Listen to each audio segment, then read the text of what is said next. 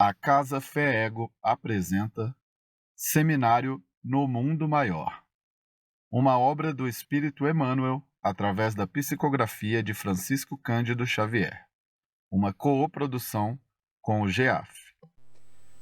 Então, hoje nós vamos estudar os dois capítulos, como a Cíntia disse, o 18 e o 19.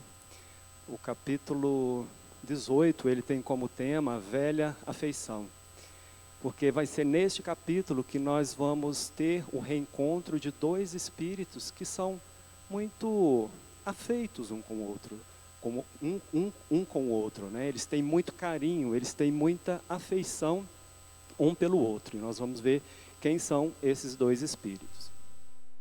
Bom, então no capítulo anterior, a Noris já disse, né, a respeito da proibição do André Luiz, inicialmente, dele se adentrar nas profundezas daquelas cavernas, porque ele não tinha um curso, né, como se fosse uma especialização para adentrar nessas cavernas, mas foi permitido a ele, por Cipriana, ficar ali no limiar, né, nas imediações da caverna, desde que acompanhado pelo Calderaro.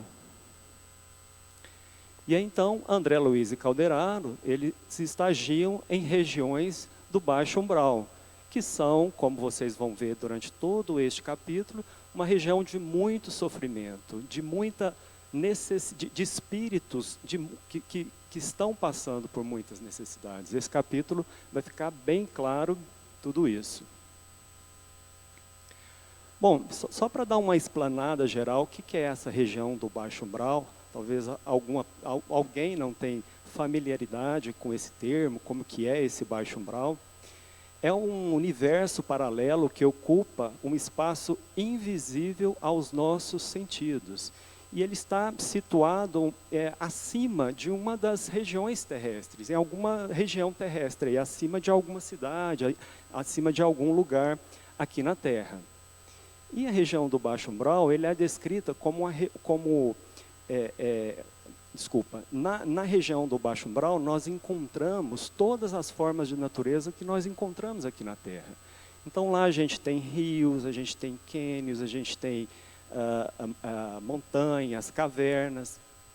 E essa região é descrita pelos espíritos como uma região de um clima muito pesado, muito degradante. A natureza é feia, o ar é sufocante, o odor é fedorento, é desagradável. Então é uma região de muito sofrimento para quem vive lá, para os espíritos que lá povoam.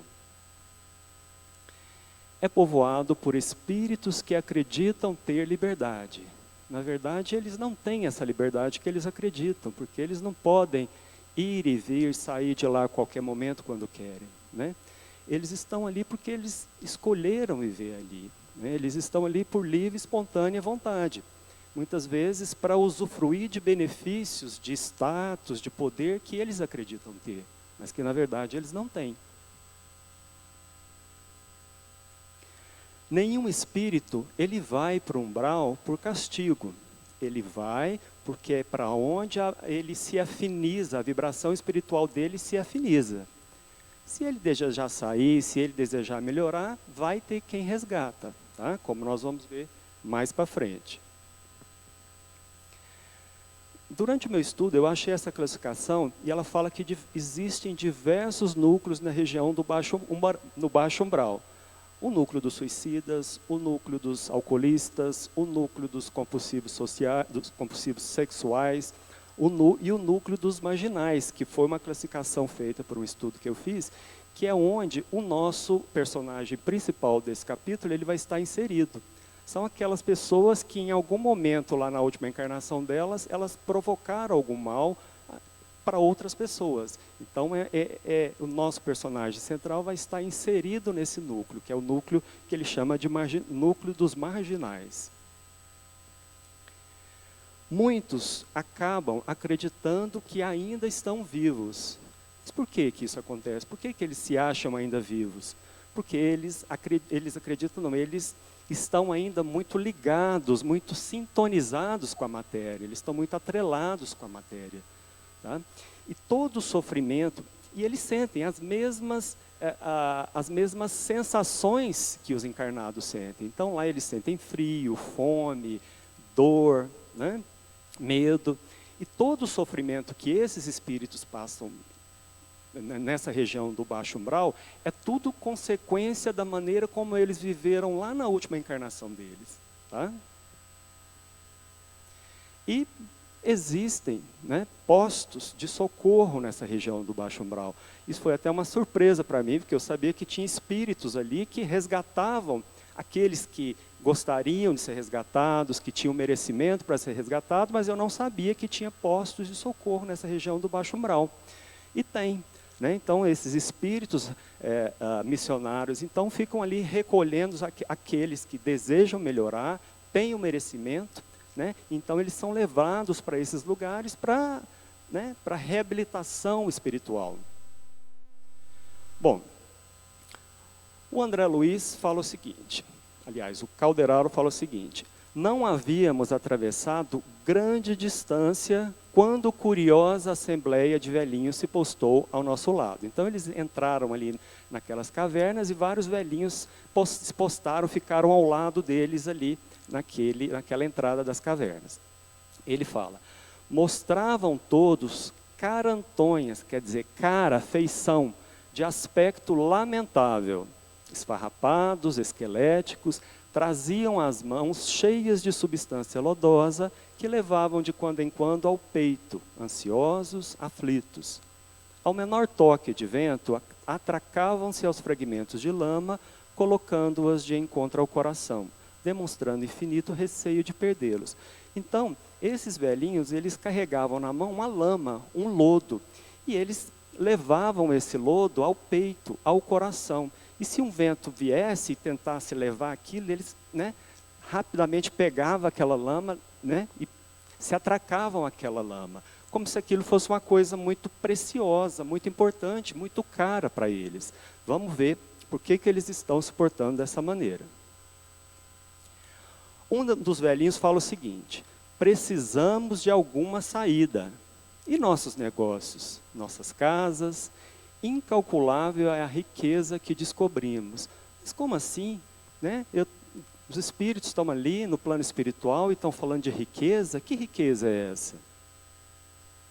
Ele continua, um dos velhinhos, mas prosseguia pensativo: todo esse ouro que temos conosco permanece à mercê de ladrões, nesta miserável charneca. Olha só então que interessante. Toda aquela lama que, né, eles traziam peito, eles acreditavam que aquilo era ouro. Por isso que eles estavam, né, se atracando e levando ao peito, porque eles acreditavam que era a riqueza que eles possuíam ali, que aquilo era deles, que eles estavam carregando ouro. E qual a razão que levou essa assembleia de velhinhos a este lastimável aspecto? Por que eles estavam assim, nesse aspecto tão esquelético, esfarrapado, achando que a lama fosse ouro? Por quê? Bom, em comum, todos aqueles velhinhos, eles tinham o quê? Apego extremo aos bens terrenos. E aquilo estava causando uma grande perturbação deles, né? Então, quando eles estavam encarnados, eles eram pessoas de posse, e depois que desencarnaram, então eles não conseguiram se desapegar desses bens terrenos, que a gente sabe que são bens, são valores transitórios que é concedido ao espírito. E por terem feito tanto mal a pessoas no passado, a se portarem de maneira tão desonesta com pessoas na última encarnação deles, eles se encontravam totalmente desequilibrados mentalmente. Eram descritos como se fossem espíritos dementados, né? Tamanha era a perturbação que eles se encontravam. E as vítimas desses velhinhos, eles emitiam uma matéria mental densa em direção a eles, né? Era uma matéria mental carregada de quê? De raiva, né? De rancor, de ódio, de maldição, e isso deixava esses velhinhos presos às faltas que eles cometeram lá no passado, na última encarnação deles. E claro, né, eles estavam passando por um grande grau de perturbação, ao ponto de achar que aquela lama era ouro.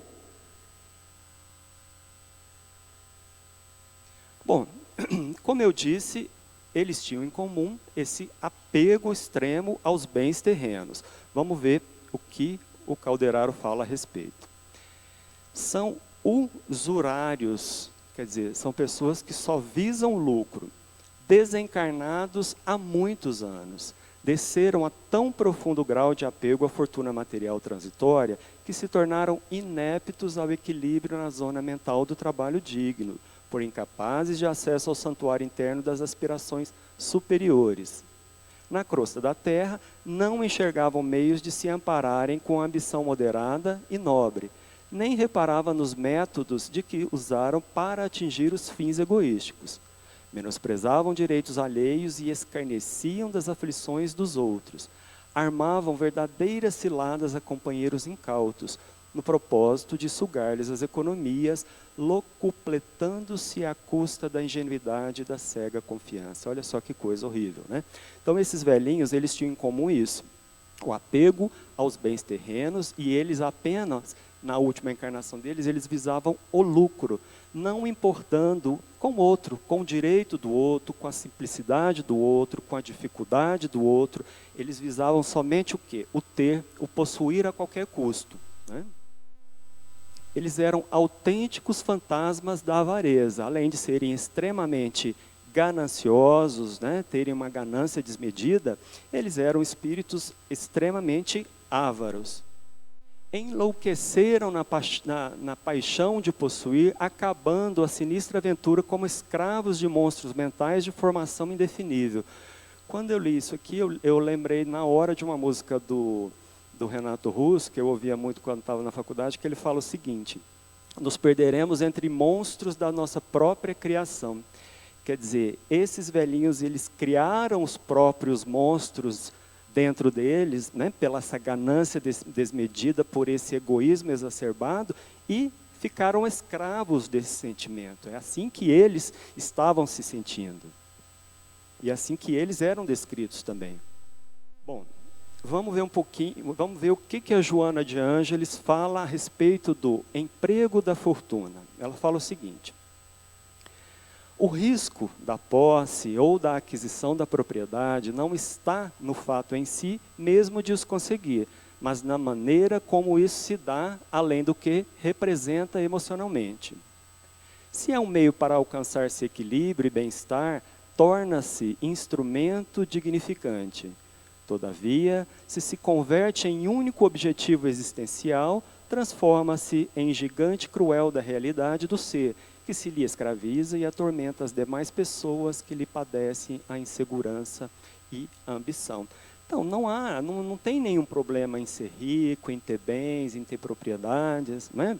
O problema é, se essa riqueza ela é usada de maneira equilibrada, né? Porque se essa riqueza toda é usada como único objetivo na vida daquela pessoa, ela vai ficar escravo daquilo, né? E a gente sabe que a fortuna, o dinheiro, ele traz conforto para a matéria, ele traz conforto para o corpo material, mas ele não traz paz para o coração, né? Ele não traz paz para o espírito, ele não é um bem precioso para o espírito, ele é uma preciosidade para a matéria, né? E há perigos na posse, nós sabemos isso, estudamos aqui no GEM muito, falamos muito sobre isso, a respeito da prova perigosa que é a riqueza, talvez até mais perigosa do que a pobreza. Por quê? Porque ela expõe o espírito, ele deixa o espírito muito vulnerável às tentações. Mas por que há perigos na posse? Porque a pessoa, o espírito, ele pode ficar então, se sentir dominado por esses valores que nós sabemos que são transitórios. Ele pode então escorregar na loucura do descontrole, ele pode ficar extremamente vaidoso, entorpecido com aquilo tudo que ele tem, né, o que ele acha que ele tem. Pode querer usufruir além das possibilidades, somente para manter um status, né, sem ter noção de que toda aquela riqueza é um bem finito. E claro, né, talvez o mais perigoso, facilita os desmandos, o exacerbar dos sentimentos. Quer dizer, ele pode achar que ele pode tudo, né? Ele pode comprar tudo, ele pode comprar todos, aquilo sobe a cabeça dele,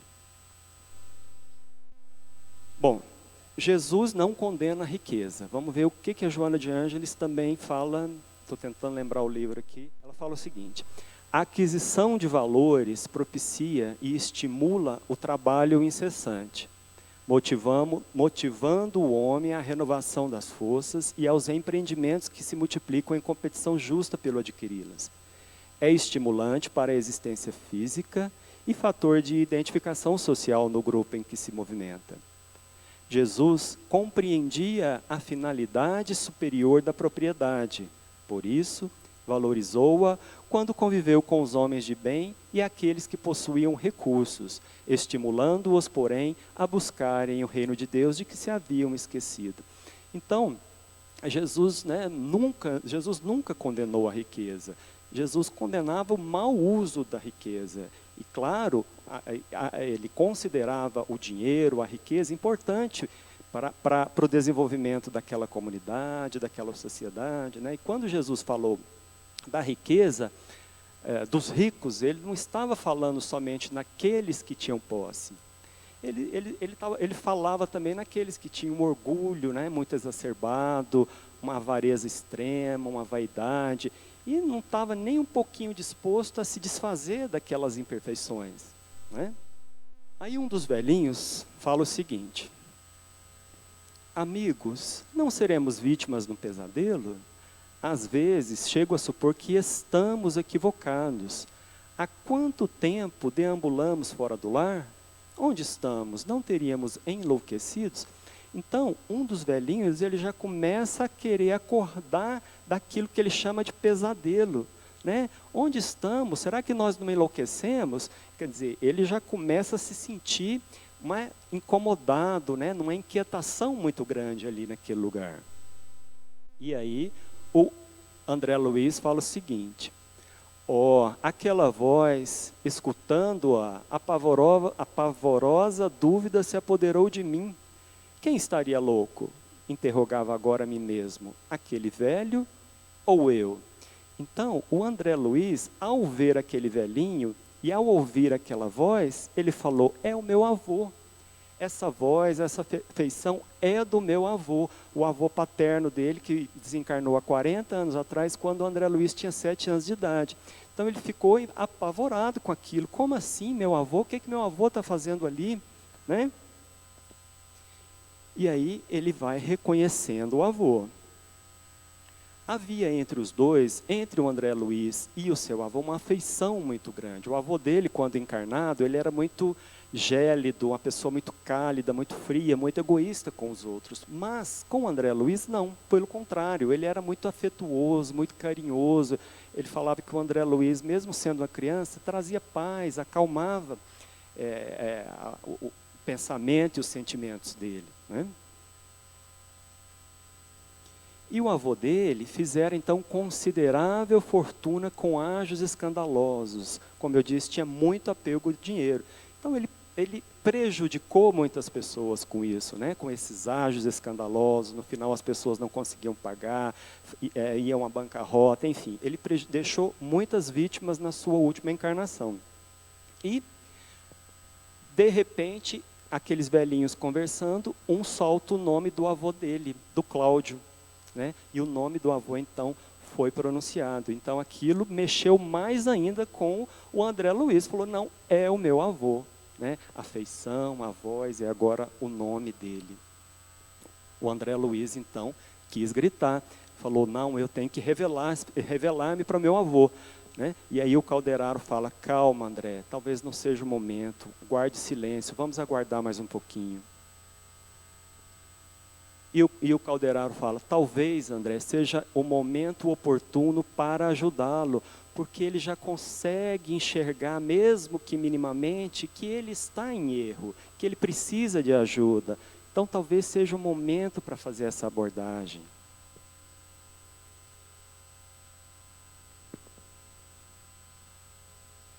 E aí, o André Luiz começa a conversar com aquele velhinho, que é o Cláudio, que é o avô dele. Ele pergunta, meu amigo, sois Cláudio M., antigo fazendeiro nas vizinhanças de V?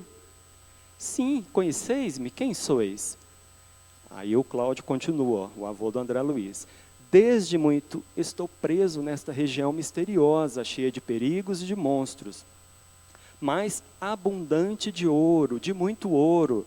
Vossa palavra me anima, ó, por piedade, ajudai-me a sair, quero sair. Olha só, que situação, né? Ele conversando com o avô dele ali, sem o avô dele saber, e o avô dele pedindo ajuda, que já não aguenta mais, tem muito ouro, muita riqueza, mas parece que ele está vivendo um pesadelo.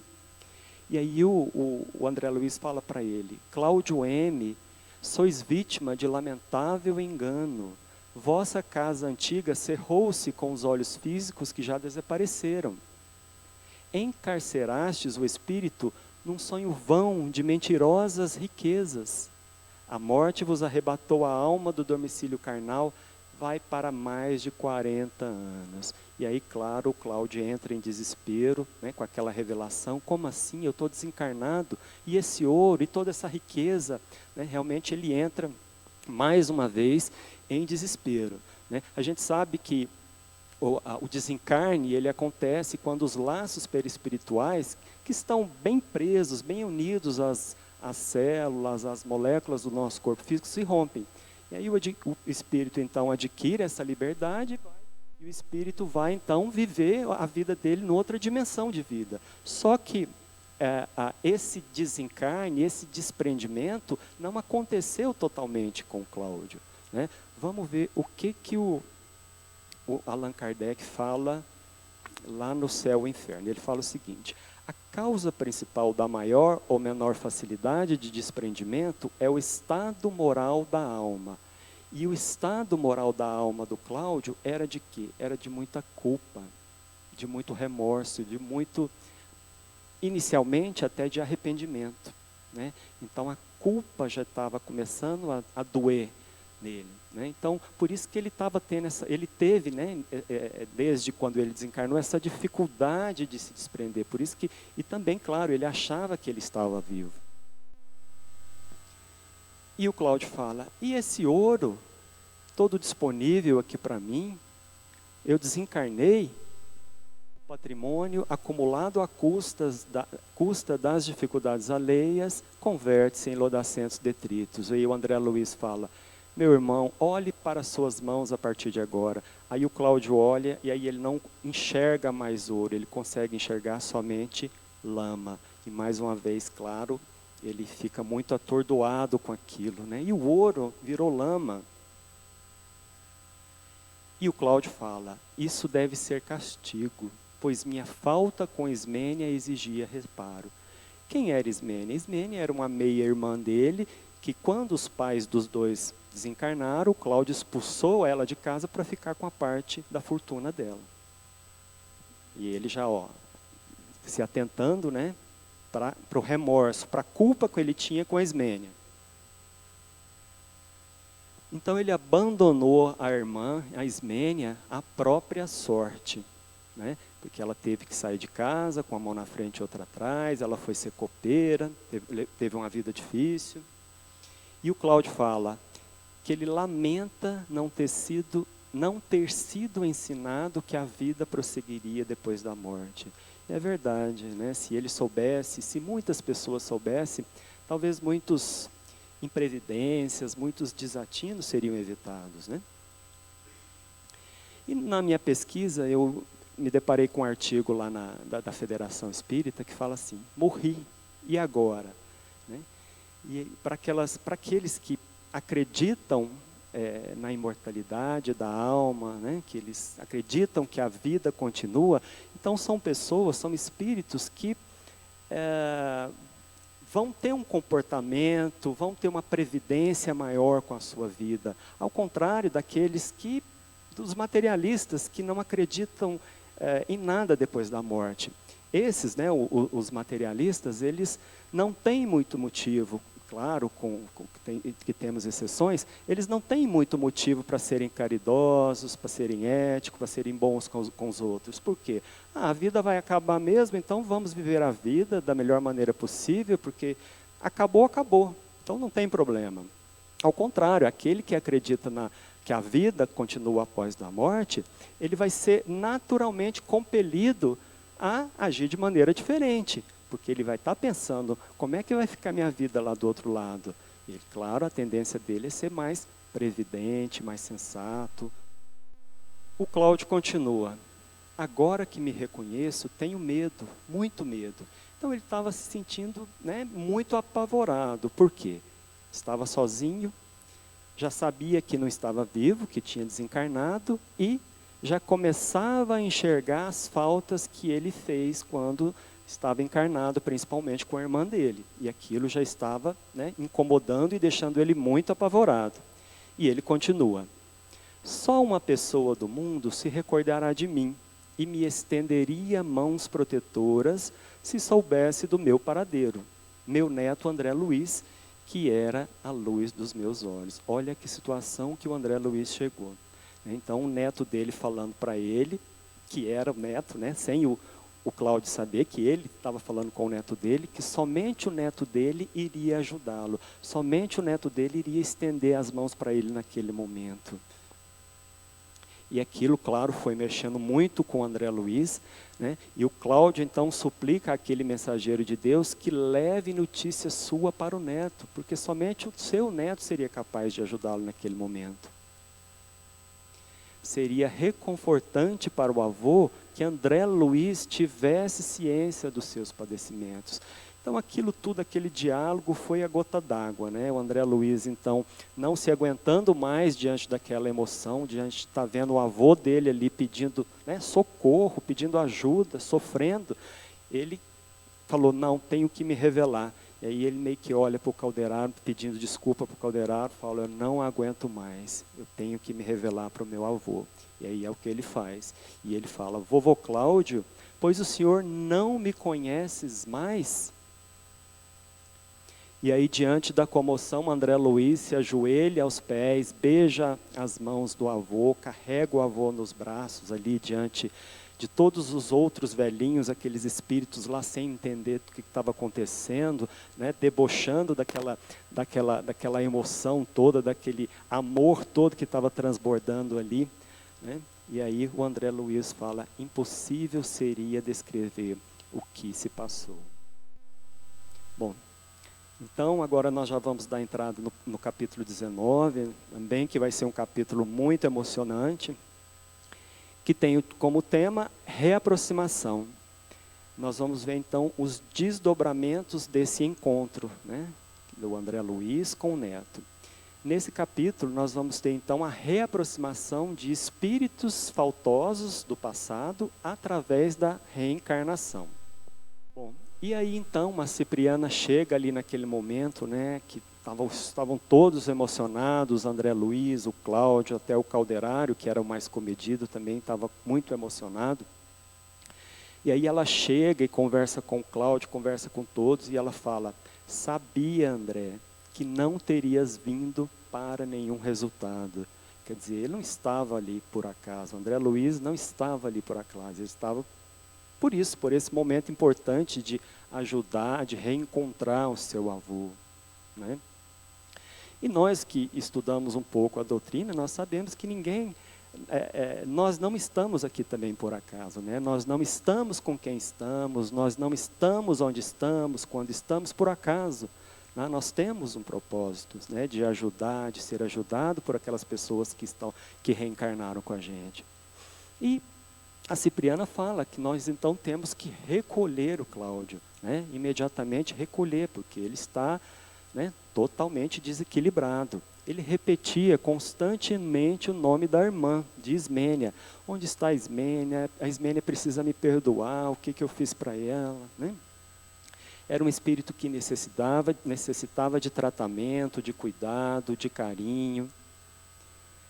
E, segundo Cipriana, ele deveria retornar à experiência carnal, o avô do André Luiz, o Cláudio, que, segundo ela, seria uma reencarnação por meras atividades reparadoras. Então, relembrando, a Ismênia era meia irmã de Cláudio, ela era filha somente do pai do Cláudio, mas que a mãe dele, né, a acolheu e ela viveu como filha legítima ali do casal. E quando os pais do Cláudio então faleceram, o Cláudio expulsou a irmã de casa, somente para ficar com a parte que lhe cabia da fortuna. E aí, claro, ela passou por grandes dificuldades materiais, ela se casou com um homem que era rude, cruel com ela e com as filhas, e também passou por dolorosas condições de miserabilidade, por culpa de Cláudio. Bom, o Cláudio encontra-se, então, em uma grande fixação mental. E, segundo a Cipriana, ele permanece ainda profundamente identificado com a atmosfera daqueles sítios que eu falei lá, daqueles marginais. Ele ainda estava muito conectado, né, muito impregnado por aqueles sentimentos de ambição, de avareza, de egoísmo, de orgulho, que todos aqueles espíritos daqueles velhinhos apresentavam. Então ele ainda apresentava uma conexão muito grande com aquela atmosfera. E como fazer para melhorar a situação mental do Cláudio, que era difícil? Né? A situação dele era tão periclitante, né, que quando o André Luiz e o Calderaro entraram nas cavernas e se depararam com aqueles velhinhos nem notaram a presença do André Luiz e do Cláudio. Tamanha era a diferença de vibração espiritual entre André Luiz e Calderaro e aqueles outros espíritos. E a primeira coisa a se fazer seria o quê? Acordar Cláudio daquele pesadelo. E isso foi feito já no capítulo anterior. Olha, Cláudio, você já desencarnou. Né? Depois, propor uma reabilitação, um tratamento para Cláudio. E é isso que nós vamos ver neste capítulo. Né? O resgate dos débitos do Cláudio para com Ismênia através do amor e do perdão. Vamos ver se isso vai dar certo. Bom, segundo Cipriana, os pontos cruciais da reencarnação de Cláudio eram o seguinte: necessidade de reaproximação com Ismênia, eles deviam localizar a Ismênia para tentar se aproximar dela. O Cláudio, ele devia passar pela pobreza extrema para que reeducasse as próprias aspirações. Então, na última encarnação dele, ele foi rico, ele experimentou a riqueza e ele falhou. Então, agora, ele deveria experimentar, na próxima encarnação, a pobreza, para reeducar os sentimentos, reeducar as suas aspirações. E ele deveria ficar internado, então, por 2 anos, sem poder sair de lá, e claro, ele seria assistido por todos esses espíritos que estavam com ele ali naquele momento. Bom, eles então encontraram Ismênia, ela estava reencarnada no Rio de Janeiro, né, e ela vivia na fase juvenil das forças físicas dela. E a Ismênia, ela reencarnou numa família que ela era filha daquela que foi a neta dela quando ela era irmã do Cláudio. Então, ela era bisneta da Ismênia, lá, irmã do Cláudio. Parece confuso, né, gente? Mas é isso mesmo. Eu tive que reler isso algumas vezes para eu entender tudo isso. Aí, a Cipriana fala o seguinte: agora, André, finalizando nossos trabalhos da semana, tentemos trazer Ismênia até aqui para os trabalhos de reaproximação. Achando-se presentemente na juventude terrestre, provavelmente nos auxiliará no momento preciso, recebendo o irmão perturbado em seu próprio instituto doméstico. Antes de mais nada, porém, necessitamos da simpatia dela em face do nosso programa de reerguimento. Então, eles encontraram Ismênia, eles deveriam ir ao encontro de Ismênia, tentar angariar a simpatia dela e perguntar, oferecer para ela se ela aceitaria receber o Cláudio, o irmão dela, como filho na próxima encarnação dele. Vamos ver se eles vão conseguir isso dela. Cipriano e André Luiz, então, se dirigem à noite lá para a casa terrena de Ismênia, né? E aí, por influenciação da Ismênia, por influência da Cipriana, ocorre então o desdobramento da Ismênia. E aí a Ismênia, a hora que ela enxerga a Cipriana, ela fica toda emocionada, né, com aquela luz toda da Cipriana, e a Cipriana já fala: calma, minha amiga, eu sou uma irmã, eu vim aqui para te ajudar. Quais são os seus propósitos na vida? Como eu poderia te ajudar nessa vida? E aí a Ismênia fala que ela gostaria que ela ajudasse o noivo dela. Ela faz pedido de ajuda para o noivo Nicanor, que eles eram muito pobres e eles gostariam de casar. E aí a Cipriana fala, ok, nós vamos ajudar o seu noivo, mas nós esperamos, porém, algo do teu concurso, Ismênia. E aí o Cláudio chega naquele momento, e ao ver a irmã, ele roga por perdão, né, várias vezes, falando coisas desconexas ali, frente à irmã, e a Ismênia sem entender nada, sem lembrar de nada, não estava, né, ainda lembrando do Cláudio e do que ele fez para ela, quer dizer, ele estava meio arredia ali, né? E aí Cipriana pergunta, Ismênia, nunca soubeste que em família que tua bisavó teve um irmão? A Ismênia responde, que a expulsou de casa. Ela sabia dessa história porque a mãe e a avó da Ismênia já tinham falado para ela, mas ela não estava lembrando do que o Cláudio fez com ela e nem que aquele senhor, aquele velhinho ali, era o seu irmão. E aí Cipriana, então, intervém em seus centros perispiríticos, revivando a memória da Ismênia. E aí a Ismênia começa a lembrar daquele senhor ali na frente dela, começa a lembrar de todo o mal que o Cláudio fez com ela no passado, expulsando-a de casa, né? E aí os doces e tranquilos olhos de Ismênia agora se tornaram dilatados e inquietos. Quer dizer, a Ismênia começa a lembrar de tudo e ela recua e ela afasta. E aí novamente a Cipriana intervém, né, aplicando um passe energético na Ismênia, e aí vamos ver o que acontece. Alguns segundos de expectativa rolaram pesadamente, contudo, o amor, sempre divino na mulher de aspirações elevadas, triunfou no olhar enternecido de Ismênia, que plenamente modificada se abraçou ao doente. Olha que espírito elevado, né? Então, ao lembrar do Cláudio, o que ela fez? Ela abriu os braços, né, para que o Cláudio viesse ao seu encontro, eles se abraçaram, né, indicando que ela tinha perdoado o irmão, apesar de todo o mal, todas as faltas que ele cometeu e fez com ela. E aí, a Cipriana continua, minha amiga Ismênia, estimaríamos receber a tua promessa de auxiliar nosso irmão Cláudio em futuro próximo. Cooperaria conosco em favor dele, recebendo-o nos braços abnegados de mãe, se a lei divina autorizar teu matrimônio? E aí a Cipriana pergunta, Ismênia, você estaria disposta a receber o Cláudio como seu filho? Né?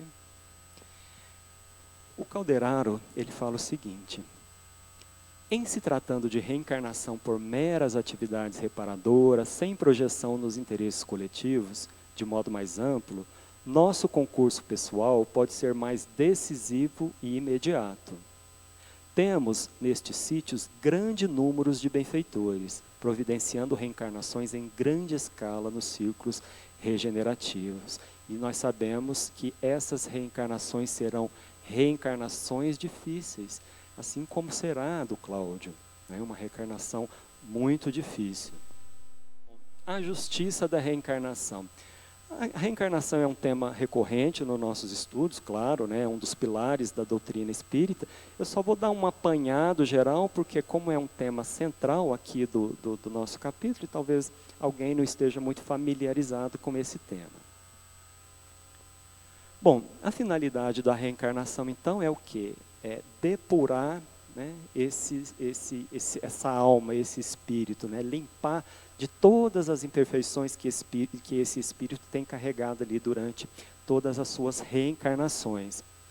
E, segundo um autor espírita chamado Carlos Rizzini, que escreveu o livro Evolução para o Terceiro Milênio, ele fala que existe 3 tipos de reencarnação. A compulsória, que é quando as faltas daquele espírito são tão graves que ele não tem nenhuma liberdade de escolha, né, no seu planejamento reencarnatório. A proposta, quando ele pode usar o seu livre-arbítrio, e a livre para aqueles espíritos missionários que têm ampla liberdade de escolha para o seu planejamento reencarnatório. E a reencarnação, segundo esse autor, favorece a evolução do espírito, porque permite a ele, então, corrigir essas faltas, esses erros que ele cometeu lá no passado, e também de adquirir novos conhecimentos, novos aprendizados. Vai caber isso justamente somente a ele, né? Se ele vai querer ou não seguir essa linha.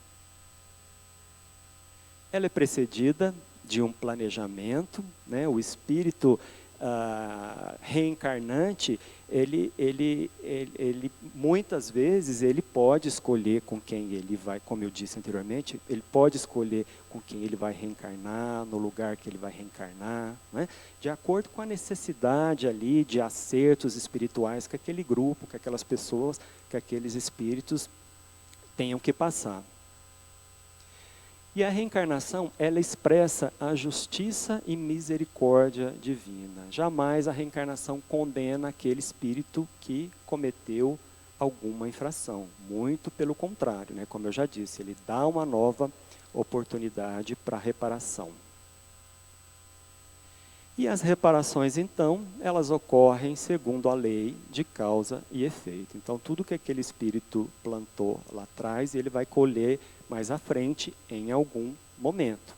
Pode ser através da dor, né, através de provas e expiações, ou através da prática do amor, que é como fala aqui o Pedro, que ele fala o seguinte, o apóstolo Pedro: tendo antes de tudo ardente amor uns para com os outros, porque o amor cobre uma multidão de pecados.